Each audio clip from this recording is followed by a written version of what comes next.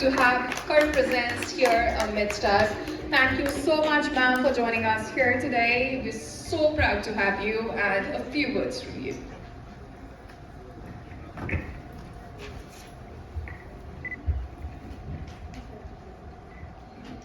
Hi, a very good afternoon to all of you. When I first joined the Delhi Commission for Women, I still remember in 2015, before me, the lady who had headed the Delhi Commission for Women, she had handled one case in 8 years. In the past 6 years, now the Delhi Commission for Women has handled over 100,000 cases.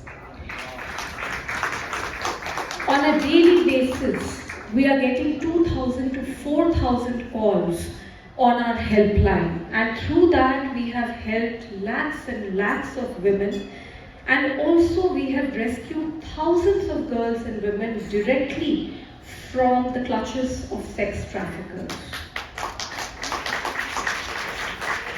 In 2018, an 8-month-old girl was raped in the capital.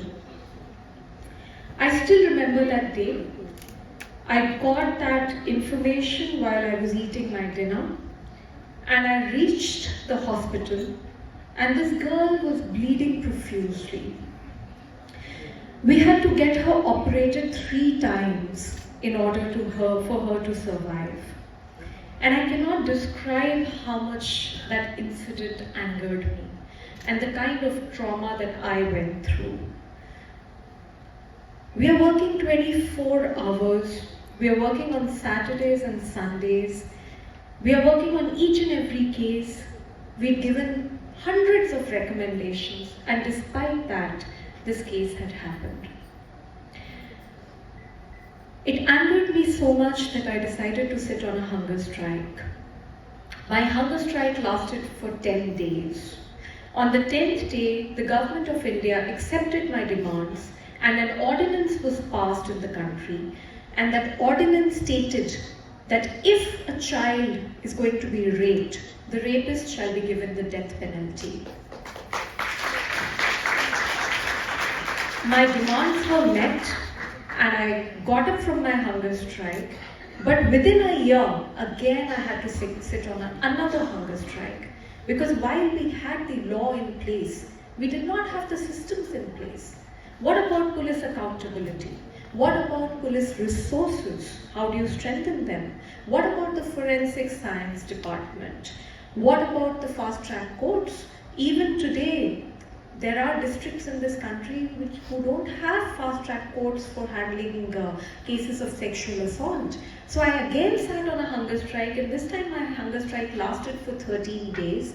On the 13th day, I fell ill, my strike was broken. But during these 13 days, a lot of promises were made. I was told that there will be 1,000 fast-track courts that will be created across the country. I was told that each and every police station will now have a special women help desk. There will be CCTV cameras across the police stations, across each and every police station in the country, and all these demands, there were promises that were made by the government. But it's very unfortunate that even today I think, how many more hunger strikes will I have to do in order to get those promises implemented? When I got up from that hunger strike, at least one thing I was able to achieve, that we had 3,000 additional police forces that were added to the Delhi police. But you know what is their demand? Their demand is 66,000 police forces, and this demand was given 15 years back. So just imagine the number of hunger strikes it is going to take the chairperson of the Delhi Commission for Women to be able to bring about a change. Whether it is the rackets in spas, whether it is helping acid attack survivors, whether it is taking action against fraud godmen like Ram Rahim, the Delhi Commission for Women is always at the forefront, and we are asking some very uncomfortable questions from the governments. A lot of effort is being put in order to silence my voice. Every other day I get a death threat, I get a rape threat. Recently, almost 2-3 months back, my house was attacked. Somebody entered my house and just broke everything, and thankfully me or my family were not there. Otherwise, God alone knows what would have happened. And till date, I move without security. But whatever effort they will put to silence me, I'm not going to be silenced. I'm going to do my work. I'm going to continue to do my work with all the zeal that is needed to handle a role like this. Recently, something had happened which had really traumatized me. I was on inspection. I'm sure everybody's heard about Anjali's case, how she was dragged on the streets of Delhi for 13 kilometers, and how after the notices of the commission and the entire furore that happened, how several police officers were suspended in her case. So after that case, I decided to just do an inspection of the street lights, of the PCRs, how do they function at night? What if one of us, or what if any woman gets in a situation where she's all alone on the roads of Delhi at night? What does she do? So I was standing at one of the main roads of Delhi. In fact, I was standing right near this place where we are all sitting right now. And I was on one of the main roads of Delhi, and I realized that it was 3 a.m. It was 2 degrees temperature, but I really wanted to do my job well.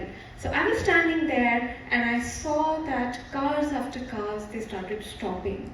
The men were making some lewd gestures. I was trying to ignore them. And then this one car stopped right in front of me, and the driver asked me to get into the car. And I told him that no, I don't want to get into your car. You can please go. My relatives are coming. I've got stuck here, but they're coming. Help is on the way. Please go. Thank you for your help. And he kept pestering me, kept going at it. Please come in the car. Please come in the car. And I refused it.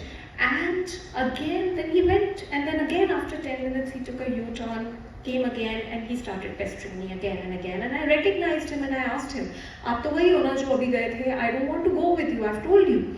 And after that, he started making very lewd gestures. He started touching himself, and he started signaling me to come and sit in the car.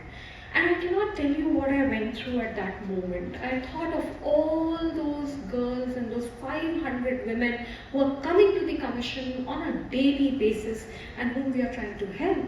It angered me so much that I tried to catch him. When I tried to catch him, instead of,